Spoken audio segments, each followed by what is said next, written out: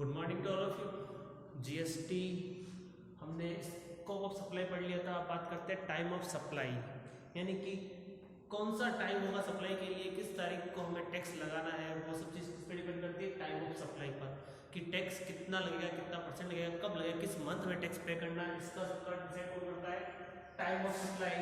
Section 12 to 14 के अंदर describe है टाइम ऑफ सप्लाई, यानी कि सप्लाई का टाइम क्या हुआ, यानी किस दिन यानी किस समय तुमने सप्लाई की, वो किस ईयर में टैक्सेबल होगी, किस ईयर में नहीं होगी।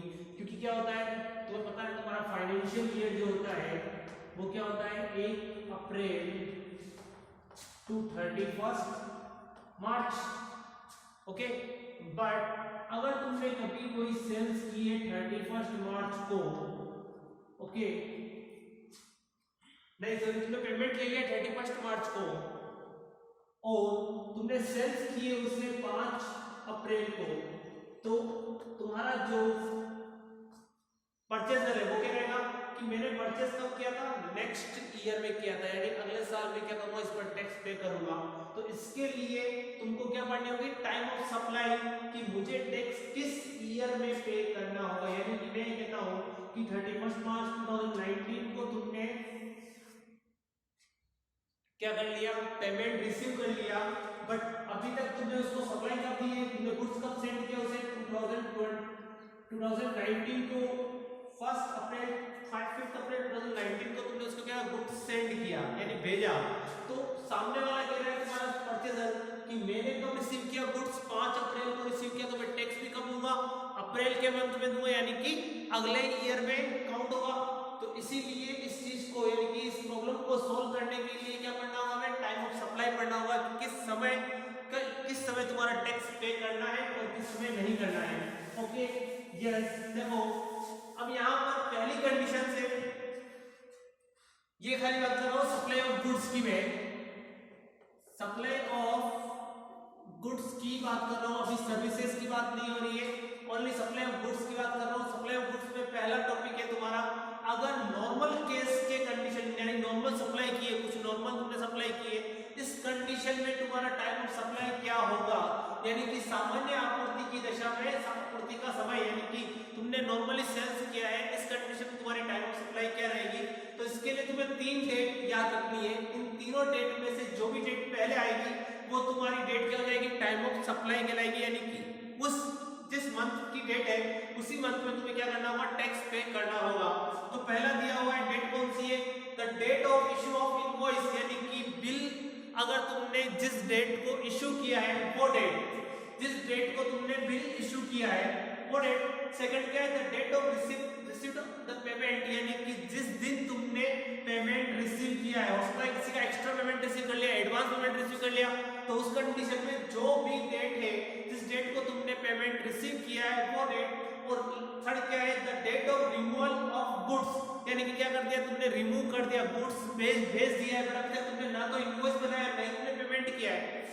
समझ आ रहा है, यानी कि पहला क्या हो गया, issue of invoice, bill issue कर दिया बट अभी तक तुमने क्या किया, उसको माल नहीं भेजा है, ना पेमेंट रिसीव किया है। ओके, सेकंड क्या होगा, date of receipt of payment, यानी कि तुमने पेमेंट रिसीव कर लिया है बट अभी तक ना तो उसे बिल इशू किया और ना ही उसे गुड्स भेजा है। और थर्ड क्या है, तुमने उससे गुड्स तो भेज दिया है, बिल और अमाउंट अब रिसीव करोगे। तो इन तीनों ही डेट में से जो भी डेट सबसे पहले होगी, नॉर्मल केस बात कर रहा हूं, नॉर्मल सप्लाई के अंदर इन तीनों डेट में से जो भी डेट सबसे पहले होगी वो तुम्हारी क्या कहलाएगी, टाइम ऑफ सप्लाई। ओके, अब देखो जैसे ये क्वेश्चन है तुम्हारे पास में, when invoice is issued for 10,000 on 1st November 2018, यानी कि कहता है कि 1st नवंबर 2018 को मैंने 10,000 रुपीस का इनवॉइस इशू कर दिया है। Okay, the supplier and receipt of goods made the following payments, यानी कि इस जो इनवॉइस इशू किया है इसका पेमेंट में ऐसे प्राप्त कर रहा हूं निम्न कंडीशन से। पहली कंडीशन सिचुएशन है तुम्हारी, फर्स्ट ये कहता है 10,500 ऑन 20/12/2018, यानी कि ये तो मैंने क्या कर दिया, इसमें सप्लाई कर दी गुड्स की, और यहां पर पेमेंट कितना, पेमेंट तो प्राप्त कर रहा हूं मैं 20 दिसंबर 2018 कितना 10,500 पेमेंट। अब देखो हमारे पास में दो कंडीशन, दो डेट दी हुई, एक तो पेमेंट रिसीव की और एक सप्लाई की। तो तुमने इशू ऑफ इनवॉइस कब हुई, ये सप्लाई की इशू ऑफ इनवॉइस है, इशू ऑफ इनवॉइस की डेट और पेमेंट रिसीव की डेट दोनों डेट दी हुई है। रिमूवल की डेट नहीं है, कोई बात नहीं, जो नहीं उसे छोड़ दो। विच एवर इज अर्लियर, 1 नवंबर और 20 दिसंबर दोनों में से पहले कौन सी आती है, 1 नवंबर। बट यहां पर ध्यान रखना 1 नवंबर को मैंने कितने बिल का इशू किया था, 10,500, बट 10,000 बट मेरे को पेमेंट कितना मिला, 10,500 का। यानी कि 10,000 के लिए, ओनली 10,000 की बात कर रहा हूं, 10,000 के लिए तुम्हारी टाइम ऑफ सप्लाई क्या गिराएगा,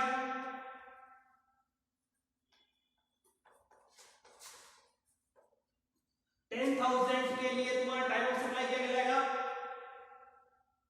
1 नवंबर 2018। और ये जो रिमेनिंग तुम्हारे पास कितना बचा हुआ है 500, इसके लिए अभी तुम्हारे को कुछ भी नहीं करना है, तुम्हें खाली 10,000 का ही निकालना है। क्योंकि हमारे पास अगर निकालना होता तो अपन क्या लिखते हैं, 5,000 के लिए टाइम ऑफ सप्लाई क्या कहलाएगी तुम्हारी, 500 के लिए टाइम ऑफ सप्लाई हो जाएगी तुम्हारी पहले 20 दिसंबर, क्योंकि पहले पेमेंट रिसीव कर लिया, अब सप्लाई आप देंगे उसे, यानी कि उसे जो इशू ऑफ बिल है ये सब बाद में करेंगे, पहले अपन क्या करते हैं, उसे एडवांस में रिसीव कर लिया 500 रुपए। तो ये एडवांस जब रिसीव कर लिया, जिस दिन को ये पेमेंट रिसीव किया वो डेट तुम्हारी क्या रहेगी, टाइम ऑफ सप्लाई, यानी कि 500 रुपए के लिए टाइम ऑफ सप्लाई होगी 20 दिसंबर और 10,000 के लिए टाइम ऑफ सप्लाई होगी 1 नवंबर। ओके, यहां तक कंप्लीट। अब सेकंड कंडीशन क्या कहता है ये कि सिचुएशन सेकंड है, मैंने 16,000 रुपए 20/12/2018 को रिसीव किए हैं, 20/12/2018 को मैंने कितने रिसीव किए, 16,000 रुपए। ओके, अब देखो फर्स्ट कंडीशन तो अपन ने पढ़ ली, अब सेकंड कंडीशन की बात करते हैं। 20/12/2018 को मैंने कितने रिसीव किए, 16,000 रुपए। तो यहां लिख दिए मैंने 16,000 रुपए। ओके, पेमेंट कब रिसीव किया, 20/12 को, बिल इशू कब किया था, 1 नवंबर को। अब 10,000 की बात कर लेता हूं, तो 10,000 के लिए टाइम ऑफ सप्लाई क्या कहलाएगी मेरी,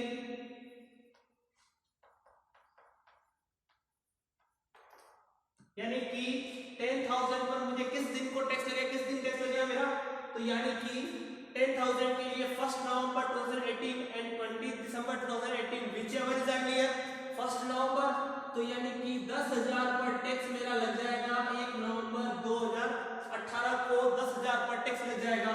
बचा हुआ जो 6,000 एक्स्ट्रा पेमेंट मैंने रिसीव किया है 6,000, इसकी टाइम ऑफ सप्लाई क्या कहलाएगी तुम्हारी,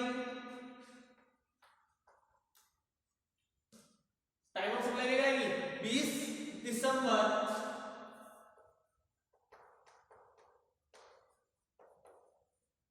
ओके, यहां पर क्या किया अपन ने, एडवांस रिसीव कर लिए, एक्स्ट्रा रिसीव किए 6,000 रुपए। तो यानी कि फ्यूचर में मुझे इसके रिलेटेड इन अमाउंट की सप्लाई देनी बाकी है और उसका बिल भी इशू करना बाकी है। तो यानी कि वो जो डेट होगी वो सब इसके बाद ही होगी, इससे पहले तो हो नहीं सकती है। तो इसका मींस ये 20 दिसंबर की डेट इसकी क्या हो जाएगी, टाइम ऑफ सप्लाई हो जाएगी। ओके, समझ में आ गया। 10,000 के लिए टाइम ऑफ सप्लाई होगी 1 नवंबर, यानी कि 1 नवंबर और 20 दिसंबर विच एवर इज अर्लियर, 2018 दोनों में 1 नवंबर 2018 तुम्हारी क्या हो गई, टाइम ऑफ सप्लाई 10,000 के लिए। जो एक्स्ट्रा तुमने 6,000 रिसीव किया इसके लिए टाइम ऑफ सप्लाई कितनी हो जाएगी तुम्हारी, 20 दिसंबर 2018, क्योंकि इससे पहले कोई 6,000 का ट्रांजैक्शन हमारे बीच में नहीं हुआ है। ओके, यहां तक कंप्लीट। अब देखो सेकंड क्वेश्चन तुम्हारा, फर्स्ट कंडीशन की बात करते हैं। सेकंड क्वेश्चन में क्या क्या दिया हुआ है, डेट ऑफ इनवॉइस। फर्स्ट हमें क्या चाहिए, डेट ऑफ इनवॉइस चाहिए, कितनी है 10/9/2018। फिर क्या है, date of receipt of payment, date of receipt of payment कितनी है, और अगली क्या है, date of removal of goods. Removal goods क्या है, ये वाली। इन तीनों के बीच में देख रहे हैं कौन सी है।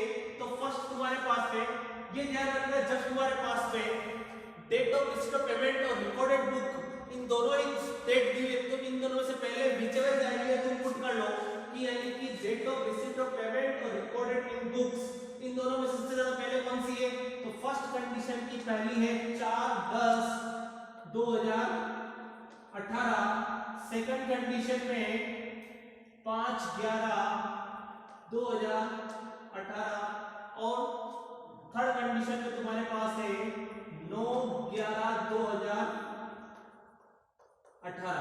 ओके, अब तुम्हें क्या करना है, 1, 2 और 3 समझाया। पहले क्या करना है, सबसे पहले रिसिप्ट ऑफ पेमेंट और रिकॉर्डेड इन बुक्स, इन दोनों में से जो भी डेट पहले है उनको पुट कर लो कि ये डेट इन सबसे पहले आई है।